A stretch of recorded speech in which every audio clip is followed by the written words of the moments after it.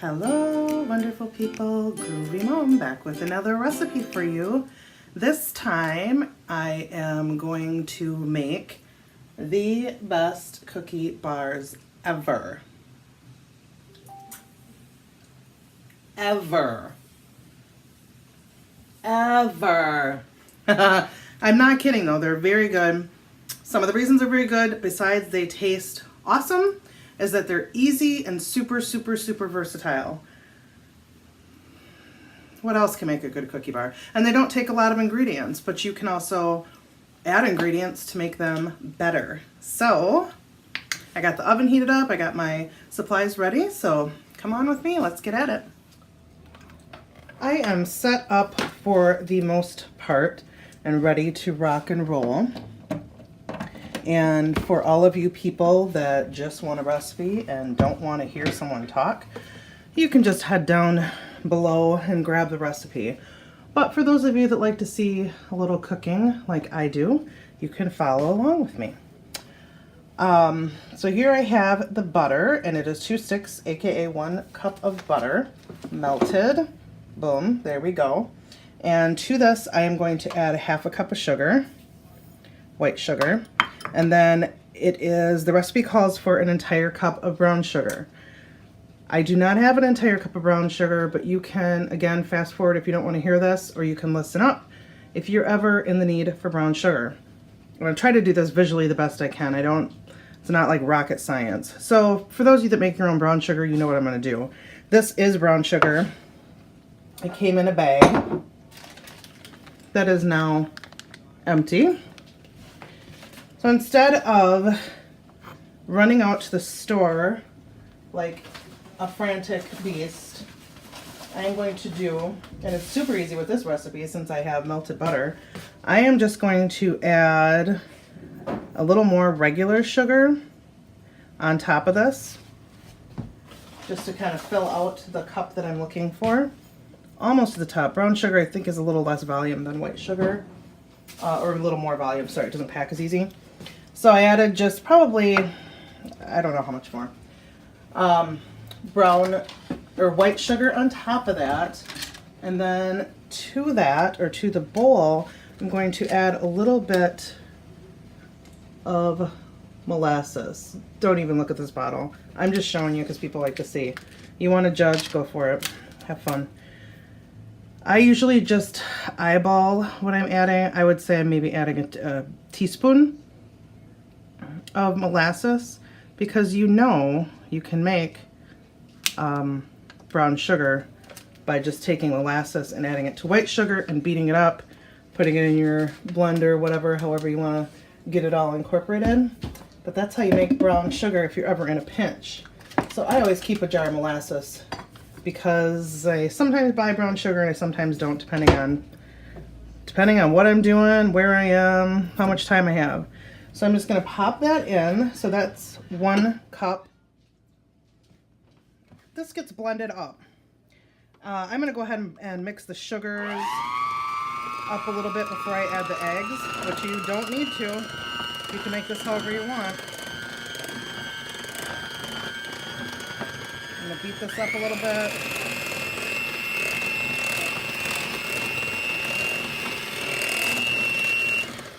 Like I said, this is a super forgiving recipe.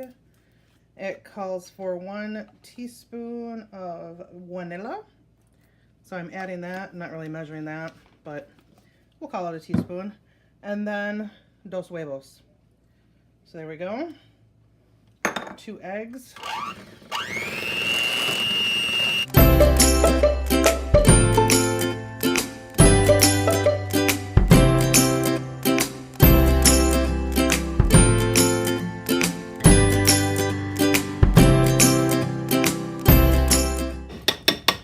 Beat until fluffy-ish. Done. Now we're going to switch that out for our dry ingredients. And here I have 2 cups of flour. And then in here, this little guy, I have 1 teaspoon of baking soda, 1 teaspoon of salt, and 1/4 teaspoon of baking powder. There it is.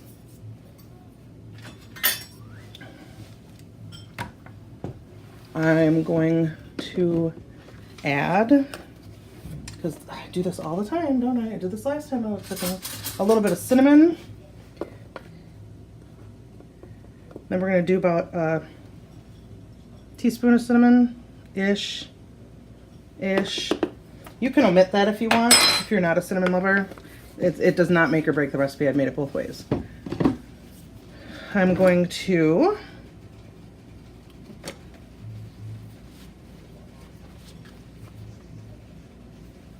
mix that bad boy up just a wee little bit.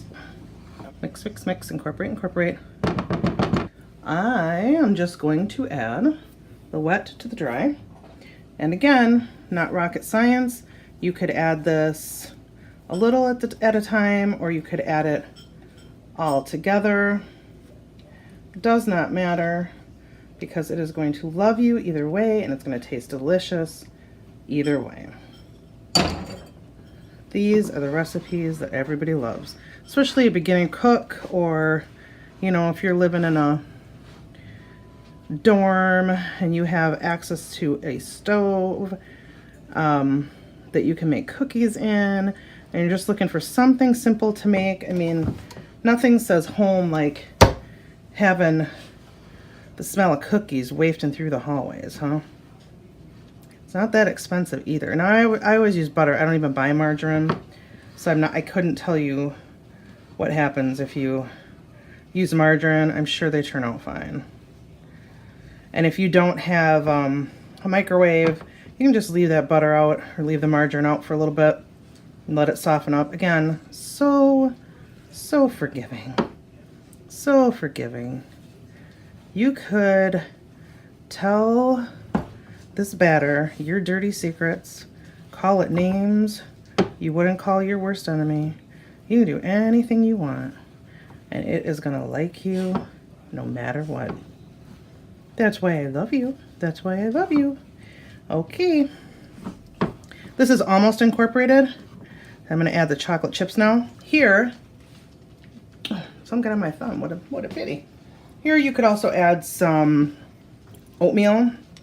I do that a lot. This is 2 cups of chocolate chips. 1 semi-sweet, 1 milk. I had those leftover dark chocolates from, what did I make the other day? Oh, those cocoa chocolate nut cookies that I made. I'm not sure why I got these chips, but they're fine. They're good. Nothing wrong with them. They're gonna make me some good bars. So I'm just gonna keep going on this bad boy. Mixer, mixer, mixer. This is a nice recipe if you don't have time to like throw it on some cookies and keep taking batches and batches and batches. You just throw it in the pan. It still tastes delicious. It's good warm with some ice cream over it. It's good cold. Freezes. If you ever make cookies and you don't feel like half a recipe, freeze them. Cookies freeze wonderfully. Sometimes I think they even taste better after they've been frozen.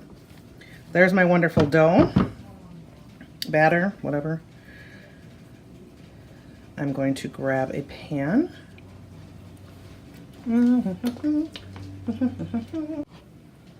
This is a 9x13 pan, so just your pretty average standard pan. If yours is a little off by those measurements, don't panic. It will be fine. Just watch it maybe. You know, every oven's different. Climates are different, altitude, all that kind of stuff. It's a little thick, so I just have to kind of pat it out. You can take your aggressions out here. Take your aggressions out. Oh yeah, remember that time? Okay. Oh, it just looks delicious just sitting there so pretty, doesn't it? Chocolate chip goodness. This is so basic. So basic. You can put white chocolate chips in here. I've put coconut. I was asked not to put coconut in this time. I was asked not to put oatmeal in this time. Everybody's got their likes and dislikes. So this is just going to be straight chocolate chip cookies. We're expecting a couple people tonight, and my cookies from the other day are gone. I sent some along with Sal today to the sectional wrestling. We got a state qualifier, so that's cool. But I sent some along with him because his twin brother Franny was going to meet him there. He's in college, but it was close to where he is staying. So he was going to meet him there, and he took him some cookies, so yay. Anyway, this goes into your oven at 325. Oops, my oven's at 350 right now. For 30 to 40 minutes. So I'm going to pop this bad boy in, and then we'll be back. Here is the out of the oven shot. Nothing spectacular, but it is cooling down. It's actually been cooling down about 10 minutes or so. I stepped away, and I'm going to let it go for a little while longer, and then I'll cut some up so you can see the ooey gooiness.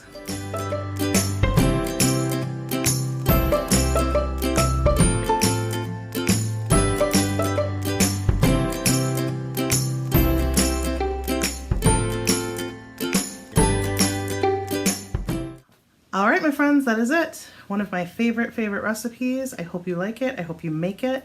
I hope you make it and add your own additions to it. Today I just did the cinnamon. You can add it, take it out, do some different chocolate chips, coconuts, whatever you want to do. But I hope you enjoyed it. Homemade bacon. Ta-ta for now.